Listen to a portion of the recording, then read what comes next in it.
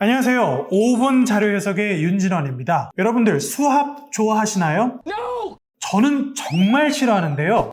자료 해석 강사라면 당연히 수학을 잘해야 되는 거 아니야? 여러분들 이렇게 많이 생각하시죠? 왜냐하면 자료 해석은 엄청나게 많은 수치가 등장하는데요. 보통 여러분들이 판단하셔야 되는 선택지는 그 수치를 바탕으로 한 계산에 관한 내용을 묻습니다. 따라서 여러분들이 생각할 때 자료 해석을 잘하려면 뭔가 수학도 잘해야 될 것 같고, 그리고 수에 대한 감각도 좋아야 할 것 같고, 그리고 계산도 엄청 빨라야 되겠다, 이런 생각들 많이 하실 텐데요. 그러나 이건 완전히 잘못된 편견입니다.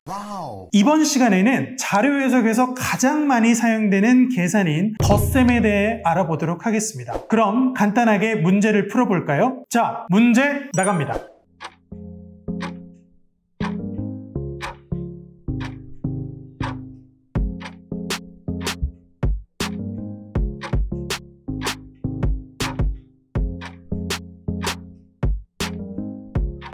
정답 확인하셨나요? 정답은 바로 5인데요. 문제를 보시면 지분율 상위 4개 회원국은 위에서부터 차례대로 중국, 인도, 러시아, 독일입니다. 이들 국가의 투표권 비율의 총합이 40% 이상인지 묻고 있죠. 아마 대부분의 사람들은 이렇게 해결할 겁니다. 26.06에다가 7.51을 더하고요. 거기다 또 5.93을 더한 다음에 4.15를 더해서 최종적으로 그 값이 43.65다. 그래서 40% 이상이다. 어떤가요? 여러분들도 이렇게 구하셨나요? 그러나 이렇게 문제를 해결하게 되면 시간도 너무 오래 걸릴 뿐더러 그리고 계산 실수를 할 가능성도 굉장히 높겠죠. 바로 이때 여러분이 사용할 수 있는 첫 번째 방법이 어림산입니다. 다시 문제를 보도록 하겠습니다. 문제에서 묻고 있는 것은 40% 기준 그 이상인지 여부를 판단하는 것이죠. 즉 소수점이 아닌 정수값에 대한 비율을 묻고 있습니다. 따라서 아래와 같이 해결할 수 있습니다. 26.06을 26보다 약간 큰 수, 그리고 7.51,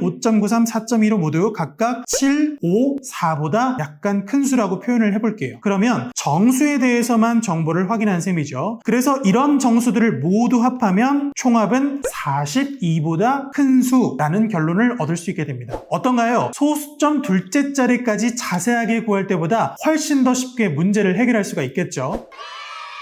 하지만 아직입니다. 이것보다 더 좋은 두 번째 방법, 바로 완전수와 보수입니다. 완전수와 보수란 사이좋은 커플과도 같습니다. 먼저 완전수란 10, 20, 50, 100, 2000, 3000 이런 수처럼 계산하기에 편리한 쉬운 수를 의미하고요. 한편 보수란 완전수를 만들기 위해 필요한 조합의 수를 의미합니다. 예를 들어 100이란 완전수를 만들기 위해서 45의 보수는 얼마가 될까요? 바로 45와 55가 만나서 100이라는 완전수를 이루기 때문에 45의 보수는 55라는 것을 알 수가 있겠네요. 이처럼 완전수와 보수를 활용하면 훨씬 더 쉽게 덧셈 문제를 해결할 수가 있습니다. 다시 문제를 보도록 하겠습니다. 앞서 정수 단위로 정리한 자료에서 보수 관계를 먼저 찾아야 하겠죠. 26과 보수 관계를 갖는 숫자는 바로 4입니다. 두 숫자가 바로 30의 완전수를 만드는 셈이죠. 문제는 비율의 총합이 40% 이상인지 묻고 있는데요. 이미 우리는 두 비율의 총합을 통해서 30이라는 숫자를 만들어냈습니다. 따라서 나머지 두 비율의 총합이 10을 넘어준다면 그 전체 총합은 40을 넘는다는 것을 쉽게 알 수가 있겠죠. 현재 남은 비율은 7과 5인데요. 7과 5를 더하면 그 값이 10이라는 것을 확인하는 것이 아니라 단순히 10을 넘는다는 점만 확인하시면 되겠습니다. 바로 이렇게 완전수와 보수를 활용한다면 여러분들은 쉽게 덧셈 문제를 해결할 수 있을 겁니다.